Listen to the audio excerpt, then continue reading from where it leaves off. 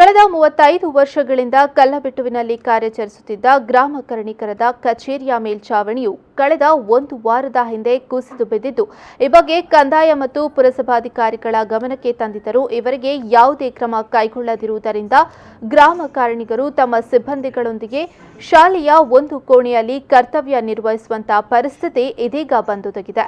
ಕಲ್ಲಬೆಟ್ಟು ಶಾಲೆಯ ಆವರಣದ ಬಳಿ ಕಳೆದ 50 ವರ್ಷಗಳ ಹಿಂದೆ ಸರ್ಕಾರದ ಸಾಮಾಜಿಕ ಅಭಿವೃದ್ಧಿ ಕಾರ್ಯಕ್ರಮದಲ್ಲಿ ನಿರ್ಮಾಣಗೊಂಡಿರುವ ಸಮಾಜ ಮಂದಿರದ ಕಟ್ಟಡದಲ್ಲಿ ಈ ಹಿಂದೆ ಲೈಬ್ರರಿ, ಕಲ್ಲಬೆಟ್ಟು ಯುವಕ ಮಂಡಲಗಳು ಕರ್ತವ್ಯವನ್ನ ನಿರ್ವಹಿಸುತ್ತಿದ್ದವು ಮತ್ತು ಕೃಷಿ ಚಟುವಟಿಕೆಗೆ ಸಂಬಂಧಪಟ್ಟ ಕಾರ್ಯಕ್ರಮಗಳು ಕೂಡ ಇಲ್ಲಿ ನಡೆಯುತ್ತಿದ್ದವು. ನಂತರದ ದಿನಗಳಲ್ಲಿ ತಾಲೂಕು ಅಭಿವೃದ್ಧಿ ಮಂಡಳಿ ಇಲಾಖೆಯ ಅಧಿಕಾರಿಗಳು ಈ ಕಟ್ಟಡವನ್ನು ಮಂಡಲ ಪಂಚಾಯತ್ಗೆ ಹಸ್ತಾಂತರಿಸಿದರು. ಮಂಡಲ ಪಂಚಾಯತ್ಗೆ ಹಸ್ತಾಂತರಿಸಿದ ನಂತರ ಇಲ್ಲಿ ಕಂದಾಯಕ್ಕೆ ಸಂಬಂಧಪಟ್ಟಂತೆ ಕೆಲಸಗಳನ್ನು ನಿರ್ವಹಿಸಲು ಗ್ರಾಮ ಕಾರ್ಣಿಕರ ಕಚೇರಿಯನ್ನ ತೆರೆಯಲಾಯಿತು. ಜನರಿಗೆ ಅನುಕೂಲವಾಗುವಂತೆ ಕಲ್ಲಬೆಟ್ಟು, ಮಾರೂರು ಹಾಗೂ ಕರಿಂಜೆ ಈ 3 ಗ್ರಾಮಗಳಿಗೆ ಸಂಬಂಧಿಸಿದ ಕಂದಾಯದ ಕೆಲಸಗಳನ್ನು ನಿರ್ವಹಿಸಲು ಇಲ್ಲಿ ಅವಕಾಶವನ್ನ ಕಲ್ಪಿಸಲಾಯಿತು.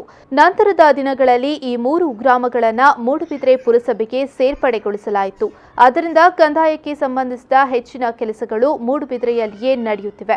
ಆದರೆ ಗ್ರಾಮ ಕರ್ಣಿಕರಿಗೆ ಮಾತ್ರ ಆ ಕಟ್ಟಡದಲ್ಲಿ ಕರ್ತವ್ಯವನ್ನ ನಿರ್ವಹಿಸಲು ಅವಕಾಶವನ್ನ ಕಲ್ಪಿಸಿಕೊಡಲಾಗಿತ್ತು.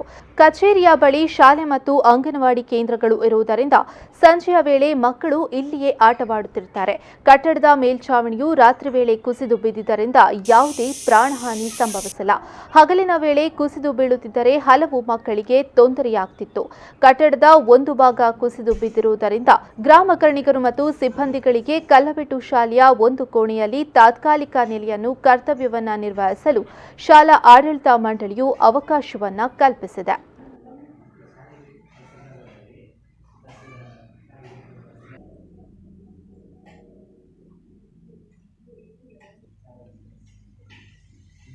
ಇತ್ತೀಚೆಗೆ ನಮ್ಮ ತಹಸೀಲ್ದಾರ್ ಅವರು ಅನಿತಾ ಲಕ್ಷ್ಮಿ ಅವರು ಶಾಲೆಗೆ ಆಗಮಿಸಿದ ಸಂದರ್ಭದಲ್ಲಿ ನಮ್ಮ ಪಕ್ಕದ ಗ್ರಾಮ ಕಾರ್ಣಿಕರ ಕಚೇರಿಯು ದುರಸ್ತಿಯಲ್ಲಿದೆ.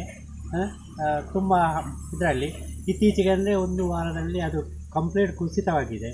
ಆದರೆ ಆ ಇಲಾಖೆಯಿಂದ ಆಗಲಿ ಯಾರೇ ಇದಾಗಲಿ ನಮ್ಮ ಅದನ್ನು ದುರಸ್ತಿ ಮಾಡಲಿಕ್ಕೆ ಗಮನ ಹರಿಸ್ತಿಲ್ಲ. ಅದೇ ನಮ್ಮ ಗ್ರಾಮ ಕಾರ್ಣಿಕರು ಮತ್ತು ಅವರ ಸಿಬ್ಬಂದಿ ವರ್ಗದವರು ತಮ್ಮ ಜೀವವನ್ನು ಕೈಯಲ್ಲಿ ಹಿಡಿದು ಕಾರ್ಯನಿರ್ವಹಿಸ್ತಾ ಇದ್ದಾರೆ ಈ ಕಚೇರಿಯಲ್ಲಿ. ಆದರೆ ಸಹ ನಮ್ಮ ಕಂದಾಯ ಇಲಾಖೆಯವರು ಅದರ ಬಗ್ಗೆ ಯಾರೂ ಸಹ ಗಮನ ಹರಿಸುವುದಿಲ್ಲ.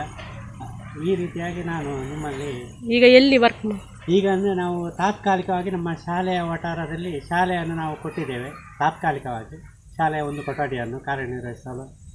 ಹಾಗೆ ಅದೇ ಇನ್ನೊಂದು ಈಗ ಎಕ್ಸಾಮಿನೇಷನಲ್ಲಿ ಆ ಕ್ಲಾಸ್ ಸಹ ನಮಗೆ ಬೇಕಾಗಿರ್ತದೆ.